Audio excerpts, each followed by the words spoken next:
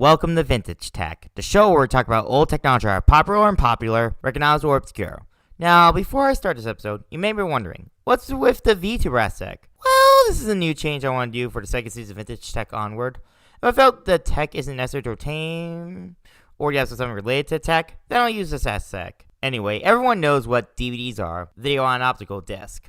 But, did you know that optical video discs existed back in the 70s? Well, we have the Laserdisc, or LaserVision, or DiscoVision. I'm just referring to Laserdisc, as most people know about. Now let's start with the episode. Developed by Philips, MCA, and Pioneer, the Laserdisc was the first optical disc format released. Now, contrary to popular belief, Laserdisc is an analog format, not a digital one. First released in Atlanta, Georgia in 1978. 2 years after the VHS VCR came out. Laserdiscs never gained any market share in North America due to their high cost and inability to record TV shows compared to Betamax and VHS. Although it did regain traction and became a bit popular in the 90s. In contrast, it was more popular in Japan, with Laserdisc players selling around 3.6 million units until 2009. Eventually, digital sound was added to Laserdisc after the invention of the compact disc in 1982. By 2001, the Laserdisc was replaced by DVD as a video format on a disc in North America.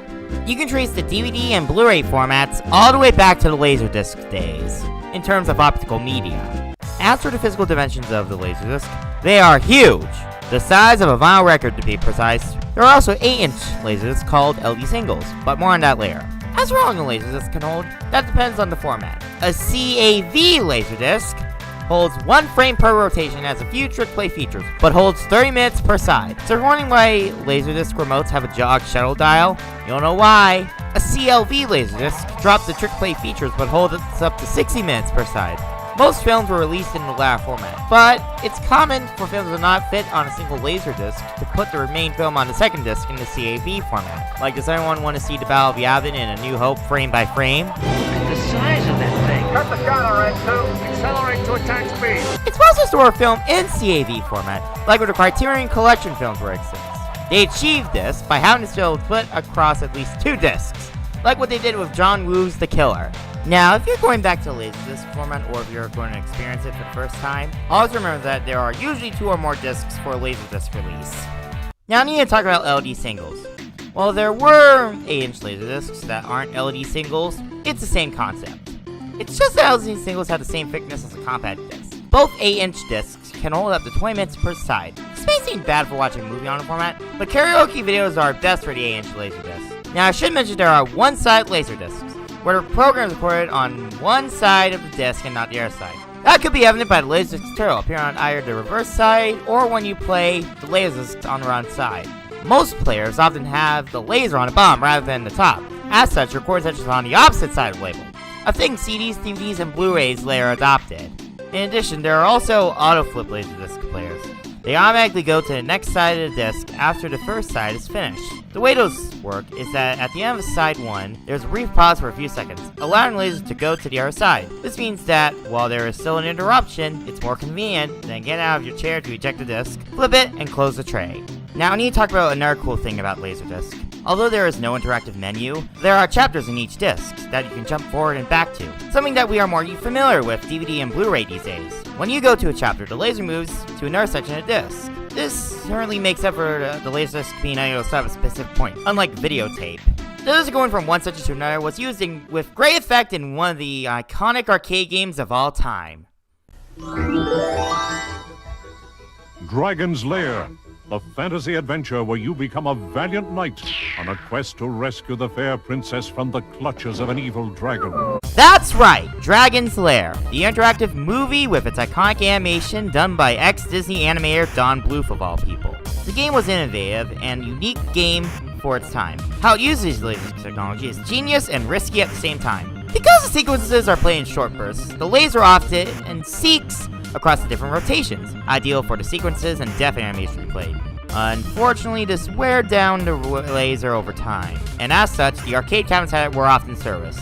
But yeah, Laserdisc was innovative for interactive arcade games, such as the aforementioned Dragon's Lair, Space Ace, also has its animation done by Don Bluth, Mad Dog McCree, Time Gal, and Time Traveler. The last one was designed by Dragon's Lair creator Rick Dyer. Speaking of which, 2 Laserdisc-based game systems use outdoor Laserdiscs, the Halcyon and Laser Active. The latter is the one you may be more familiar with. The model of this unit, shown here, is the CLD A100 by Pioneer. It requires packs to be used. The 2 packs used to play games are both from Sega and NEC. Games that require a Sega pack are Mega LDs, kind of have to be using the Mega name in the US, and games that require the NEC pack are called LD-ROMs 2s. In addition to those, both packs can play Sega Genesis, Sega CD, TurboGrafx-16, and Turbo CD games for their respective packs. Oh, right, I forgot to mention that. After you charge the compact disc, many Laserdisc players can also play audio CDs. I'll be doing a video about the compact disc at a later date.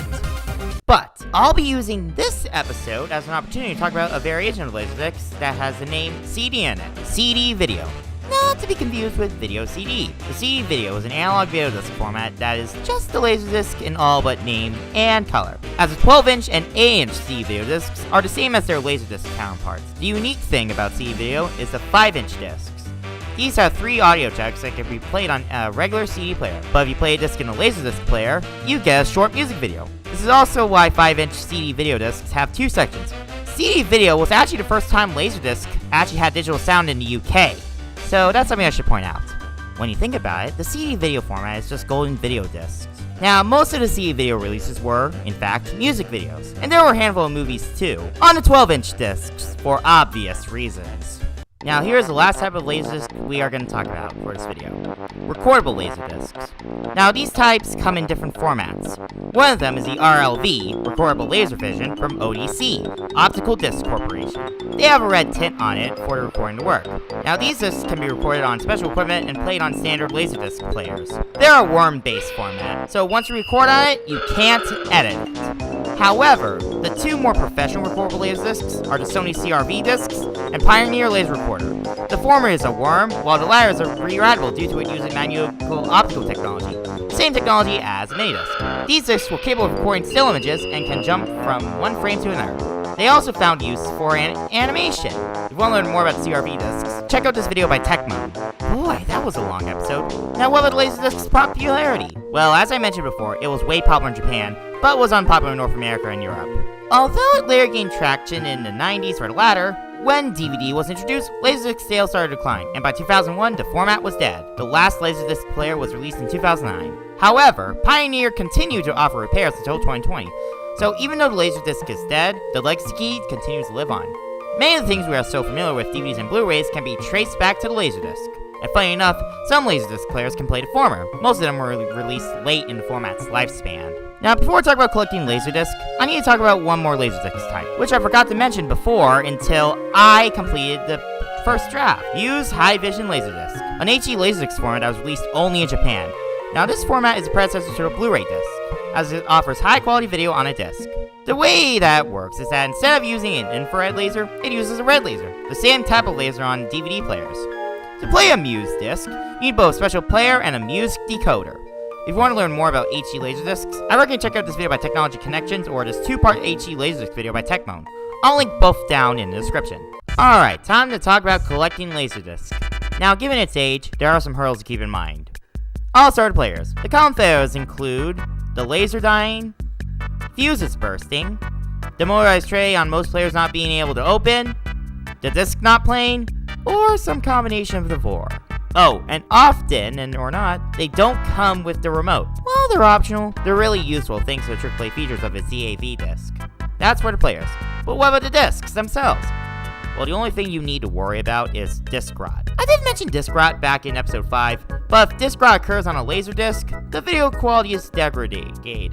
So if you see these black bars, you'll know why, and sometimes the audio quality will be much worse than before. I guess that explains why North America accepted videotape until the late 1990s. Now, before we end this video, I'm going to show you guys how I made this episode doable without the tech. Well, I used Making a Good Dance to animate my scenes using my Vroid model. I've made MD animations for comedic 1 to 2 minute shorts, some 15 to 60 second shorts, lengthy animations, or even reanimated collab entries.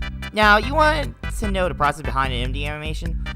Well, I first animate the scene, usually with some base animations, sometimes shoot them in between. Next, I render it as an AVI. Now, unless it's a short, I use MJPEG compression. As you know, AVIs are notoriously high in space. Then, I use Blender to add in the sound effects and sometimes jingles and convert to MP4. Now, Blender's video editor is not that great. I honestly prefer a more professional looking video editor like Magic's Movie Studio or Vegas Pro, the former of which I'm using. But I only use Blender to convert AVI to MP4. Unless it's a short animation, the animation masters don't have music, as they are added into the main project. With some exceptions though, as jingles and certain music are also added in the scene masters. So that's in a nutshell how I make MMD animations. Thus, this is the end of this episode of VintageTech. Next episode, we will be talking about an iconic computer mouse.